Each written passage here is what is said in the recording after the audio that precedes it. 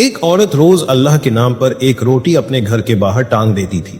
اس روٹی کو لینے روز ایک کبڑا بوڑھا آتا، لیکن شکریہ کہنے کے بجائے وہ بس ایک ہی عجیب بات بولتا، جو کیا ہے وہی تیرے پاس لوٹ کر آئے گا۔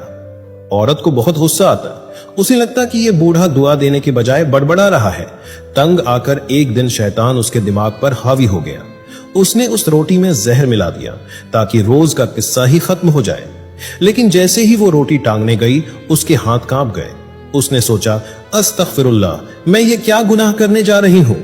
اس نے ترنت وہ زہریلی روٹی آگ میں پھینک دی اور ایک تازہ اچھی روٹی وہاں ٹانگ دی۔ بوڑھا آیا، روٹی لی اور وہی بول کر چلا گیا، جو کیا ہے وہی لوٹ کر آئے گا۔ اسی شام دروازے پر دستک ہوئی۔ سامنے اس کا بیٹا کھڑا تھا، کپڑے پھٹے ہوئے اور بھوک سے بے حال۔ اس نے گرتے ہوئے کہا، امی، میں تو بھوک سے مر گیا ہوتا، لیکن راستے میں ایک بوڑھے فرشتے نے مجھے اپنی روٹی دے دی۔ ماں کے پیروں تلے زمین کھسک گئی۔ وہ وہی روٹی تھی جو اس نے صبح بنائی تھی۔ اس کا دل زور سے دھڑکا۔ اگر آج اس نے وہ زہریلی روٹی نہیں بدلی ہوتی تو وہ اپنے ہی بیٹے کو اپنے ہاتھوں سے مار دیتی۔ تب اسے سمجھ آیا کہ نیکی ہو یا بدی، وہ گھوم کر ہمارے پاس ہی واپس آتی ہے۔